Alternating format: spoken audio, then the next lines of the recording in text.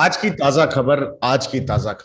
ताजा खबर यह है कि यूएस मार्केट्स जो कल बंद हुए हैं वो मिक्स्ड काइंड ऑफ बैग में बंद हुए हैं। अब वो कैसे? तो जो एग्रेसिव इंडेक्स है, नैस्डैक जिसे कहा जाता है, तो वो इंडेक्स जो टेक्नोलॉजी कंपनीज को रिप्रेजेंट करता है, वो इंडेक्स कल मोर देन 1% डाउन था। बट डाउ जोन्स की अगर हम बात करेंगे तो डाउ जोन्स 0.71% ऊपर था। अब ऐसा क्या हो गया कि डाउ जोन्स ऊपर है एंड नैस्डैक नीचे था? तो मुझे लगता है कि Netflix, thanks to Netflix, Netflix का स्टॉक कल 35% से गिरा। कितना? 35% से। क्यों? क्योंकि first time in last 10 years उन्होंने सब्सक्राइबर्स लूज किए हैं। 2 लाख सब्सक्राइबर्स उन्होंने लूज किए हैं लास्ट क्वार्टर के में जो नंबर्स उन्होंने सामने रखे हैं। And the predictions are also very bad. उनका कहना है कि आने वाले समय में शायद शायद अराउंड 2 मिलियन सब्सक्राइबर्स वो और ज्यादा लूज कर सकते हैं। So definitely this is a big number. तो यहाँ पे जहां पे आप प्रीमियम वैल्यूएशंस कोट कर रहे थे पहले, वहां पे अगर ऐसी चीजें होती है, डी ग्रोथ नजर आती है, so then companies can not have premium valuation. तो ये बहुत बड़ी लर्निंग है। कुछ समय पहले, स्पेसिफिकली 2-3 साल 4 साल, फैंग स्टॉक्स के बारे में हम बात करते थे, तो जिसमें फैंग में एन जो था वो नेटफ्लिक्स का एन था। तो आप समझ रहे हो कि कैसे चीजें फास्ट चेंज होती है। सबको ऐसा लग रहा था कि पैंडेमिक जब आया तब ये जो थिएटर वाली इंडस्ट्री है ये बिल्कुल खराब हो जाएगी and ultimately everybody will sit at home and have these subscriptions और वही वो देखेंगे। तो ऐसी चीजें होती हुई नजर नहीं आ रही है। Looking at the current box office numbers, तो मुझे लगता है कि मतलब टाइगर अभी जिंदा है। मतलब अगर ये इंडस्ट्री को हम टाइगर कहते हैं तो वो अभी भी जिंदा है। सो लेट्स सी, आने वाला समय बताएगा हमें। But interesting things are happening and that's why nothing is permanent. इसीलिए always keep your eyes open. जो प्रीमियम वैल्यूएशंस पे ये ऐसे स्टॉक्स ट्रेड कर रहे थे, जब डी ग्रोथ हो जाती है तो मार्केट उसे कैसे रिएक्ट करता है, ये एक परफेक्ट एग्जांपल है। $700 से $212 का 52 वीक हाई ऑफ 700 टू $200, $212 का 52 वीक लो।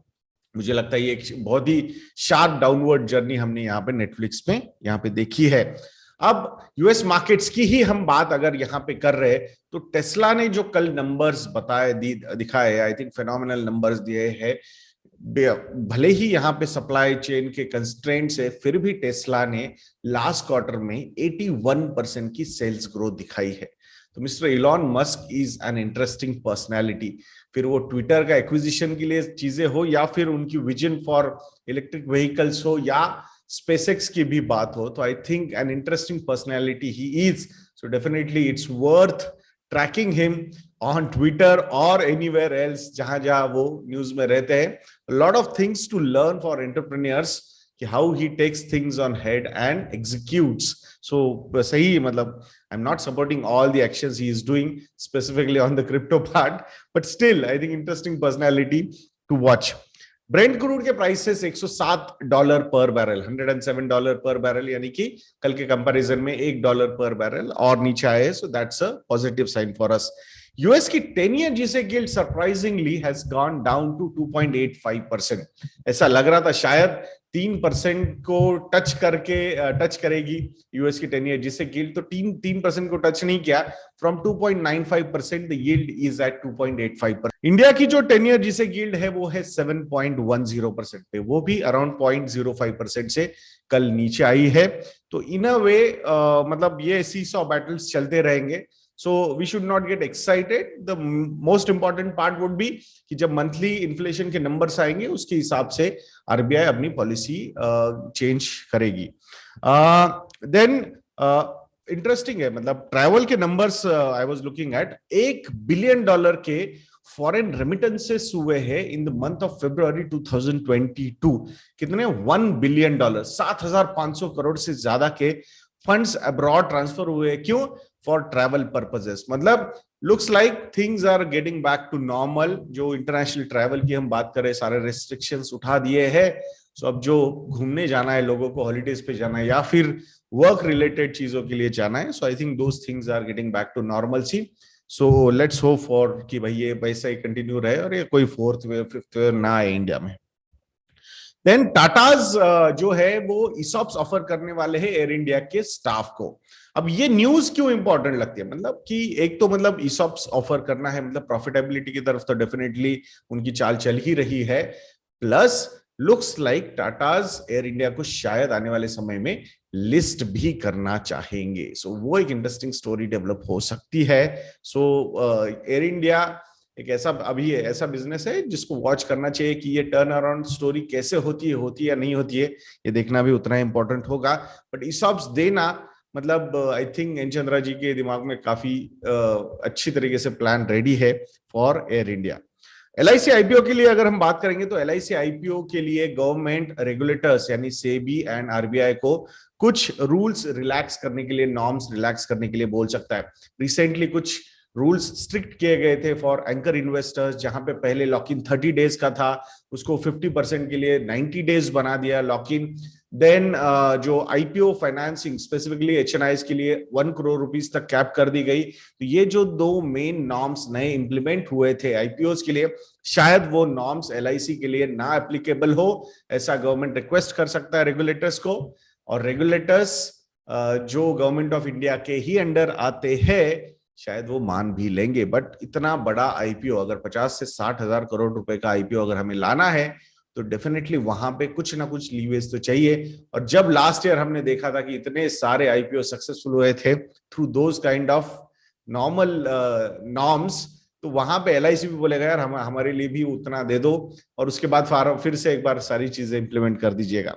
सो देखते हैं, लेट्स सी क्या होता है, बट इट इज रिक्वायर्ड मुझे लगता है in case of LIC because the IPO size is very big. Then I think IT employees की बॉडी जो है उन्होंने सेंटर को लिखा है अगेंस्ट इन्फोसिस। तो इन्फोसिस ने बोला है एक नॉन कम्पीट क्लॉज उन्होंने डाला है एग्रीमेंट, जब आप एम्प्लॉयमेंट का एग्रीमेंट साइन करते हो उसमें, कि आप जो भी हमारे क्लाइंट के साथ आपने काम किया हुआ है उसी क्लाइंट के साथ आप नेक्स्ट 6 महीने तक काम नहीं कर सकते हो, या फिर लास्ट 12 महीनों में जो जो क्लाइंट्स के साथ उस एम्प्लॉय ने काम किया हुआ है वो एम्प्लॉय उसी क्लाइंट पे नेक्स्ट 6 महीने के लिए काम नहीं कर सकता है। सो ये एक क्लॉज उसमें डाला है, नॉन कम्पीट क्लॉज डाला है। The kind of attrition currently हम आईटी कंपनीज में देख रहे हैं, तो उसी के लिए ये शायद क्लॉज डाला गया है। तो उसी के अगेंस्ट जो एम्प्लॉइज की बॉडी है, आईटी एम्प्लॉइज की बॉडी, उन्होंने सेंटर को लिखा है कि please intervene, this is not right. जो भी एक्ट्स है कॉन्ट्रैक्ट एक्ट्स, तो उसके हिसाब से this is not a right thing to do. अब देखते हैं गवर्नमेंट उस पर क्या स्टैंड लेता है। बट उनके जो मेन कंपिटिटर्स है, टीसीएस हो, विप्रो हो, कॉग्निजेंट हो, आईबीएम हो, तो इन कंपनीज के साथ उन्होंने स्पेसिफिकली नाम भी मेंशन किए हैं उस कॉन्ट्रैक्ट में। सो वो जो बॉडी है आईटी एम्प्लॉइज की body, they are opposing this particular move. अब देखेंगे क्या होता है। बट जिस तरीके से एट्रीशन है, मुझे लगता है कि कुछ ना कुछ तो उनको करना था, काइंड ऑफ मैसेज उनको शायद देना था, तो वो मैसेज देने की कोशिश यहां से हुई है। सो देखते हैं अब उस पे सेंटर क्या बोलता है रिगार्डिंग दिस क्लॉजेस। बाकी फ्यूचर रिटेल ने मीटिंग होल्ड कर ली है फॉर रिलायंस डील अप्रूवल, जिसपे अमेजॉन ने फिर से एक बार बहुत ही निराशा जताई है कि ऐसे कैसे कर सकते हैं, और उनका कहना है कि एनसीएलटी के जो रूल्स है उसके हिसाब से ये सारी चीजें हो रही है। तो ये जो बैटल है वो और ज्यादा अगली एंड अगली होता जा रहा है। I don't know, let's see क्या होगा। मतलब जस्ट मतलब यहाँ पे प्लीज मतलब कि अरे ये हो रहा है, रिलायंस के साथ बातें हो रही है, ये हो रहा है, फिर से फ्यूचर के स्टॉक्स लिए जाए क्या? No, it's not. I think it's better to avoid such things. Retail investors ने इससे दूर रहना ही सही रहेगा। बाकी कल हमने बताया था कि कैसे जियो ने और वोडाफोन ने अपने सब्सक्राइबर्स लूज किए थे, but there is a positive news also. Active subscribers जो है, वोडाफोन के लिए नहीं है बट जियो के लिए, एक्टिव सब्सक्राइबर्स की ग्रोथ काफी अच्छी रही फरवरी 2022 मंथ में। मतलब आपने कनेक्शन लिया हुआ है but you are not using that connection, ऐसे भी बहुत सारे सब्सक्राइबर्स थे जियो के पास, जिसमें से ही तो ये सारे सब्सक्राइबर्स लूज कर रहे हैं। बट वहीं पे जो इनएक्टिव थे वो एक्टिव होके एक्टिव सब्सक्राइबर बन चुके हैं। ऐसा नंबर है in the month of Feb 2022, that is more than 1 crore. So more than 1 crore जो इनएक्टिव सब्सक्राइबर्स थे रिलायंस के, वो अब एक्टिव बन गए। So it's a big thing, positive. And अगर एयरटेल की भी बात करते हैं तो around 10 lakh inactive subscribers active subscribers बन चुके हैं। अब यहाँ पे जो एक्टिव सब्सक्राइबर्स के बेस की अगर हम बात करते हैं तो एयरटेल के पास ये एक्टिव सब्सक्राइबर्स का बेस है 98% का, एंड जियो के पास अब आफ्टर एडिंग दिस 1 करोड़ ये एक्टिव सब्सक्राइबर बेस बन चुका है 94% का। सो मैंने जैसे आपको बोला था कल भी कि कुछ सब्सक्राइबर, जियो ने स्पेसिफिकली, सब्सक्राइबर्स लूज करना will not be that important, because बहुत बार आपने कनेक्शन लिया है but you are not using that connection. Example, I also have a Jio connection but I am not using that connection very actively. हाँ, but कहीं पे जाते हैं, एयरटेल को रेंज नहीं होती है तो वहां पे वो जियो के कनेक्शंस यूज किए जा सकते हैं। सो ऐसा बैकअप प्लान हर एक के पास होता है, किसी के पास जियो फर्स्ट होगा और एयरटेल बैकअप होगा। So these things keep on happening. So इसीलिए मैं बोल रहा हूँ कि जो कोर बेस है उनका वो काफी स्ट्रांग तरीके से मतलब एक्टिवली उनको रेवेन्यू दे रहा है, और दैट्स व्हाट। अभी एक्टिव यूजर्स जो उनके पास बड़े हैं, तो वहां पे जैसे जैसे टैरिफ्स शायद थोड़े से हाइक होंगे तो एवरेज रेवेन्यू पर यूजर भी वहां पे बढ़ जाएगा। ये एक्टिव सब्सक्राइबर्स ही तो सबसे इंपॉर्टेंट पैरामीटर होता है when we are considering telecom companies. Then there is a very good news. Piyush Goyal ji ने बोला है कि जो $300 बिलियन का सर्विस एक्सपोर्ट्स का हमने टारगेट रखा था वो बढ़ा के $350 बिलियन, $350 बिलियन का FY23 के लिए उन्होंने बना कर दिया है। Last year FY22 the number was $250 billion, तो वहां से 20% की हाइक का राइज का टारगेट पहले रखा गया था, अब ये 40% राइज का रखा गया है, फ्रॉम $250 बिलियन टू $350 बिलियन। अब ऐसा तो होगा नहीं कि हवा में तीर चला दिया है, डेफिनेटली कुछ सोच समझ के, कुछ प्रेडिक्शंस लेके, इंडस्ट्री के साथ कंसल्ट करके ही हमारे जो commerce and industry minister Piyush Goyal ji ने ये टारगेट और ज्यादा बढ़ा दिया है और सामने रखा है। सो looks like things will be good, because travel वगैरह इंडस्ट्री जो है, हॉस्पिटैलिटी इंडस्ट्री है, तो ये सारी चीजें बढ़ रही है, इंप्रूव हो रही है। सो डेफिनेटली वहां पे मतलब अच्छा खासा नंबर बढ़ सकता है from that point of view. One more positive news, EPFO ने 14 लाख सब्सक्राइबर्स ऐड किए in the month of February 2022।